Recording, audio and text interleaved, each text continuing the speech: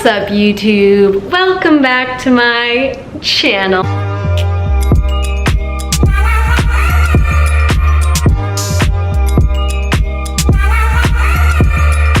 Hi, hello. We got a couch here. Soon I will have an office to film at, but the movers just came, okay? Lately I've been wanting to just like open up and have an honest chat with you guys. So I asked some questions on my Instagram and you guys asked away and I have to answer them. So I'm stoked just to kind of relax, sit down, and let's get to know each other. So with that being said, don't forget to like and subscribe to the YouTube channel and let's get started. Okay, so the first question is, how do I feel about dieting? Personally, I feel like a diet can set you up for failure in the sense of when people go on a diet, it's only temporary, and it's usually like for a certain goal, which I think setting goals are wonderful, and I always try and have some sort of goal in my life. But sometimes I feel like if the diet is unrealistic, and like think of like a no carb diet or something like that, like that's unrealistic. Our bodies need carbs. I think that can be harmful. For me, I prefer a lifestyle change opposed to a diet. So if you are like, you know what, Sav, I really don't like how I'm eating, like it's making me feel crummy, I totally get that. And like, what can you do in your lifestyle in general? Like, can you swap out chips for almonds or cashews or trail mix or something like that that has maybe a bit more like protein or fats or something that's more wholesome, something that's going to help energize your body? I of course think you should listen to your body. I think that you should eat what you want to eat, and that you should enjoy what you want to enjoy, and that it's no one else's business but yourself. So always remember, no matter how many influencers tell you what to go on, like what works for your body. I think that is the key. Is there's no diet that solves everyone's problems. It is learning what works for your body, and your body alone. Someone says, I want to become an influencer, help. First off, I love this job. I am so grateful and thankful that I get to do this, and I get to meet all of you guys and talk to you, all of you, and honestly just share my life. So if you are interested in something like that, you know, start sharing your life and start sharing what you're interested in. Are there topics that could benefit someone, whether you have like knowledge on marine biology or you have knowledge on science or fitness, and just start sharing it. Probably one of my biggest things is know that you're not gonna be everybody's cup of tea, and that is okay. And there's going to be mean people on the internet. There are gonna be mean people in real life that put you down for wanting to be an influencer, and you just have to know that that's something they're dealing with internally, and it is no reflection of you, and that you should go after what you want. Because I know I had so many people make fun of me when I first started my fitness journey and when I started sharing it, because it was something out of the box. It was something unheard of that no one did in my hometown, and if anything, it made me drive more, because what did I have to lose? So definitely don't let that get to you, but it's gonna make you tougher. It's also going to make you be the bigger person, because you know those people are struggling with something, and honestly it makes me feel bad for them. But no, like, hold your head up high, and if you want to be an influencer and you want to teach somebody something, 100% go for it. Just start putting yourself out there. Start recording on your phone. Start sharing your personality. I promise you, you will love it. I want to move so bad. Do you have any tips?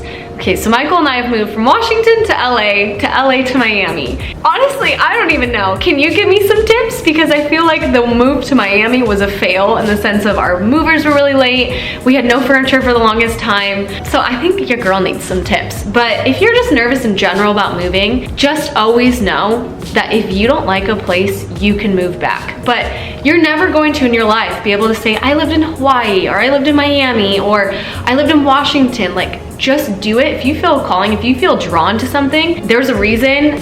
Listen to your intuition and go for it. And I know it's scary, but I promise you, you're gonna meet friends no matter what, and it's gonna change your life, and it's gonna make adapting and change so much easier for yourself. Because I know tons of people that have lived in the same hometown, which there's nothing wrong with that, but they might not be as inclined to go out and do something adventurous because it is out of their comfort zone, where now you're kind of opening your comfort zone a little bit more and more. You know what I'm saying? Do you have a favorite TV show? The Office, of course. I could easily watch The Office as like my one show for the rest of my life, and I still will get a kick out of it.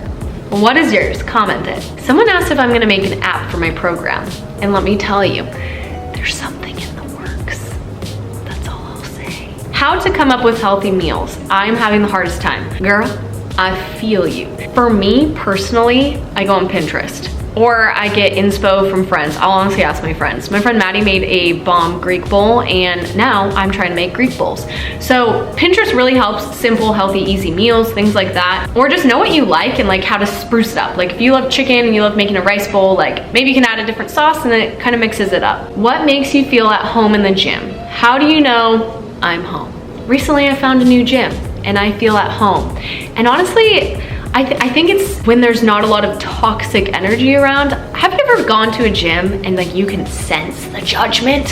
Things like that, I am not about. I don't like it. I've gone to gyms in California that were like that, and I don't get that here. I feel like everyone's minding their own business.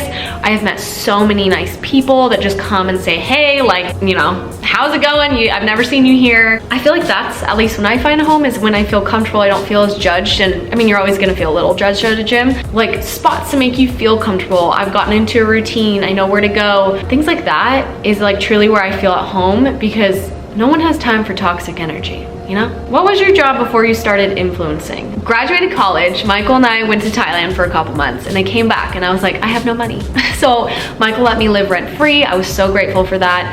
And I got my first job, literally the first one that gave me an interview. I was like, I'll take it. And it was like a promotional apparel company where you sold like t-shirts and swag and design to like tech startups or, you know, college campuses. Like think of something that's like, if this was like Boeing and it says like Boeing embroidered, like that's what we would do. And I would basically deal with like marketing execs and HR. Honestly, I had a really good experience. I really liked my manager. I was able to work remote in California. I would travel to San Francisco because I dealt with a lot of tech startups. I was so grateful for that job. But near the end, I wasn't feeling fulfilled. I enjoyed what I was doing on social media more because I was juggling both. I'd get up at 5 a.m. and do social media, and then around 7 to 8, I would start my, you know, normal 9-to-5 job.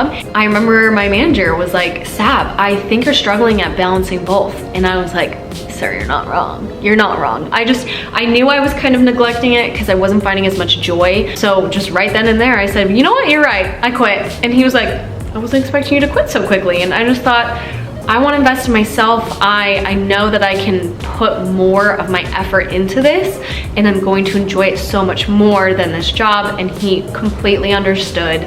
And I'm so, so grateful. I am so thankful that I had parents that helped me when I was growing up. You know, my mom was a nurse, my dad was an art director, and they were able to support me, you know, all through high school. And then in college, I was so lucky that I got a scholarship that allowed me to go for free for, I think it was 3 years. And once I graduated, I didn't ask for a lick of money from my parents. Before I even had a job, I didn't ask. And it's time for me to put my big girl pants on and get a job. And I did it, and I scratched by, and I am really proud of that, because sometimes I think people assume they know you, and they assume on social media like, oh, like you're an influencer and you just use daddy's money, and like that is not true at all. You can talk to my dad. Like I don't ask him for money. I really pride myself in making your own money. How to make new friends. Honestly, I get it.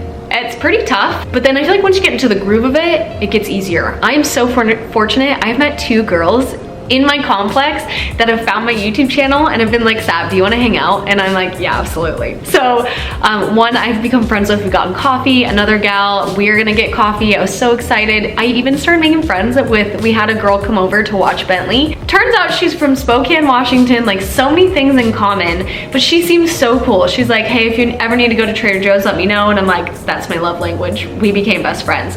So I feel like it's just putting yourself out there, and even in the elevator, I'm starting to like strike up conversations, or at the gym, like I'll, you know, tell a girl, hey, I really like your leggings, or if I'm at a cycling class, like I'll chat to someone next to me. But it's hard, I get it. You have to put yourself out there, and I get lonely, and I'm trying to make new friends here, and I miss my old ones, but I think it's great, and you have such a great opportunity to meet so many new people, because the world is full of them, and we can't just stick to our same friend groups, you know? Okay, next one is deep. It says, do you still have issues with your body? And 100% honesty, yes. There are times that I struggle. There are times that I wish I didn't have so much cellulite behind my legs. There's times I wish I had longer legs. There's things like that. And I just want you to know that, like, yes, and I think that's normal to feel that way sometimes. I don't think there's such thing as 100% all the time. like loving everything. I think that is fabricated and real. I just want to be realistic that at least I personally do struggle with this, and I want you to know that you're not alone with it. But I think the biggest takeaway from at least when I was younger is I used to dwell on it. I used to feel awful. I used to just hate it. Where now I let it flicker for a moment, I get in my feels, and then I move on. And I choose to move on because you're so much more than your body. Is really inside here and your character that matters. No one in 20 years is gonna care what you looked like. Things like that, just try not to be so hard on yourself. Easier said than done, but I promise you the world is a lot easier when you try and love yourself a little bit more. Someone said, when do you want kids? And personally, I don't know if I want children, and I think that's okay. So I don't think everyone has to have kids. I don't think it's weird if you don't want to have kids. I've never really felt the need to have them. I think if Michael and I decide to, it'll be down the road. And if we do, I think a girl would be really cute. But I personally, if I decide to have them, I want more than one, where Michael just wants one. So we'll come to that crossroad when it happens. Would you ever consider doing a podcast? Absolutely. I would love to, because I love to listen to podcasts. Like, I started my YouTube channel because I love to watch YouTube. I just was like, why not? This sounds fun. So if you want me to start a podcast, comment down below. Maybe if I get enough people interested, maybe I'll start it. But I also, there's a part of me that is nervous in the sense of the internet can be really cruel sometimes, and I feel like the more you give and the more you show, the more people can kind of rip you apart and have opinions on you. And that is honestly one of my biggest fears with the podcast, is you're talking about your life, you're talking about yourself. And as much as I love what I do, I'm not gonna lie and say I don't have that fear. So I just want to be honest with you guys. We're transparent on here, and that's how I feel. How many followers did you have on Instagram before you started to take off? Maybe 500. It mostly was just my friends or people that like I'd met in high school and college. I honestly didn't like think it would pop off, and I'm so thankful it did. And know that I started posting my fitness journey when it was just my friends, sorority girls, high school people, and let me tell you, some of them unfollowed, and that's okay because maybe they don't like fitness. That's okay. But don't let that discourage you. If anything, let that motivate you, and let that find your people, because you want positive people that support you and love what you're doing, and I promise those people will follow. I'm dying. Someone, can you please show or explain how you put contacts in and out with long nails? Honestly, girl, I've been doing this since like 7th grade. Nothing phases me anymore. Nothing. I go to the eye doctor a lot because I used to get eye infections, so I just feel like I'm used to people poking my eyes. Not a question, but I love your videos. Guys, I love you so much. Just want to let you know. I love you. I appreciate you. I'm glad that you're here. I'm excited to meet you guys one day. And honestly, nothing makes my day more than when I meet someone on the street that's like, Savannah! And I'm like, yes! And then they're like, you don't know me, but I know you. And I'm like, I love that. And I love that the girls become my friends. And I love this community. I love this group. And I can't say I'm thankful enough. How often do you wash your hair? I love it, by the way. Thank you. Thank you. Honestly, girl, not very often. I am with Miami. I'm starting to wash it a bit more because I'm like doing more cycling classes. I get sweaty here because of the humidity. But I try and do it once or twice a week. And I use dry shampoo. I use oil at the bottoms to help it grow. And I don't try to apply heat on it. The last time I did was for a wedding, and that was the only time I ever have really curled my hair in maybe a year. So the pandemic really helped with that. But okay, guys, thank you so much for coming and listening and clicking on this video, and I hope you liked it, and I hope we got to sit down and you just kind of, I guess, understand a bit more from like where I'm coming from and like who I am. And I don't know, I just love watching this community grow, and I'm so grateful for all of you guys and the fact that you believe in me and that you want to hang out with me every day. So thank you for that. And if you have any other questions, feel free to drop them down. I always try and get to comments. So I would happily answer them. But with that being said, don't forget to like and subscribe to the YouTube channel, and I will see you next time.